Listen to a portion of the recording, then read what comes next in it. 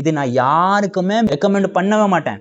இதான் last option. இந்த அடிக்ஷன்ல இருந்து உங்களுக்கு வெளியே வர வழியே இல்லைன்னா அப்போ இதை நீங்க ட்ரை பண்ணுங்க. இந்த மெத்தடுக்கு பேர் தான் டெட் எண்ட்.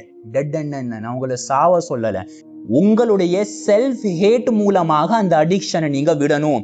எந்த அடிக்ஷன்ல நீங்க இருக்கீங்களோ தொடர்ந்து அதை நீங்க செய்யணும். ரொம்ப எக்ஸசிவாக செய்யணும். ஒரு நாளைக்கு நீங்க 2 தடவை செய்றீங்கன்னா 5 தடவை நீங்க செய்யணும். டெய்லி 2 சிகரெட் குடிக்கிற பழக்கம் இருக்கா, ஒரு நாளைக்கு நீங்க 8 சிகரெட்டை குடிக்கணும். இப்படி நீங்க அதை எக்ஸசிவாக கொண்டு போயிட்டு அடுத்த நாள் காலையில நீங்க தூங்கி முழிக்கும் போது அந்த அடிக்ஷனை பத்தி யோசிச்சு பாருங்க. உங்களுடைய மனசாட்சி உங்க மேல காரி துப்பும். சி, இவ்வளவு கேவலமா இருக்கியடா, நீ இவ்வளவு அசிங்கமா இருக்கிய, ஓ மேலே உனக்கு ஒரு கட்டுப்பாடு இல்லையடா அப்படி சொல்லி உங்க மனசாட்சி காரி துப்பும் பாருங்க. அந்த காரி துப்பக்கூடிய அந்த ஸ்டேட்மெண்ட் இருக்கு, அதை அப்படியே பிடிச்சிக்கோங்க. அதை அப்படியே பிடிச்சிட்டு இனிமே நான் இதை செய்யவே மாட்டேன். இந்த கோல்ட் டர்க்கி மாதிரி தான் இருக்கும், ஆனால் ரொம்ப வித்தியாசமானது. கோல்ட் டர்க்கியில் நீங்க உங்களுடைய வில் பவர் மேல டிபெண்டா இருப்பீங்க. இங்க நீங்க உங்களுடைய செல்ஃப் ஹேட் மேல, உங்க மேல உங்களுக்கு இருக்கிற வெறுப்பு மேல நீங்க டிபெண்டா இருப்பீங்க.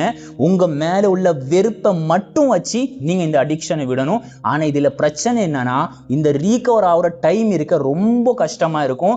1 மாசம் ஆகும். சில பேர்ட்ட நான் கேட்டிருக்கேன் 35 நாள் 40 நாள் 2 மாசம் வரைக்கும் கூட அவங்க கடுமையா போராடி இருக்காங்க. தன்னுடைய ரூம்ல தன்னை அடைச்சி வச்சிருக்காங்க இந்த அடிக்ஷன்ல இருந்து வெளியே வர்றதுக்கு. இல்ல ஏதோ வெளியூர்ல போயிட்டாங்க, தன்னுடைய கை காலெல்லாம் கட்டி போட்டிருக்காங்க. இந்த மெத்தடை நான் யாருக்குமே மேக்சிமம் ரெக்கமெண்ட் பண்ண மாட்டேன். ப்ரோக்ரசிவ் ஆன்லோடு தான் நான் உங்களுக்கு ரெக்கமெண்ட் பண்ணுவேன். அப்படி உங்களுக்கு வேற ஆப்ஷனே கிடையாதுன்னா அப்போ டெட் எண்ட் நீங்க கண்டிப்பா ட்ரை பண்ணி பாருங்க. இந்த வீடியோ உங்களுக்கு பிடிச்சிருந்துச்சுன்னா கண்டிப்பா ஷேர் பண்ணுங்க. நீங்க எப்படி அடிக்ஷன்ல மாட்டி தவிச்சுட்டே இருக்கீங்களோ, யாரோ உங்களுடைய ஃப்ரெண்ட், யாரோ உங்களுடைய நண்பர், யாரோ உங்களை சுத்தி இருக்கிறவங்க தன்னோட அடிக்ஷனை வெளிப்படுத்த முடியாம தவிச்சிட்டு இருக்காங்க.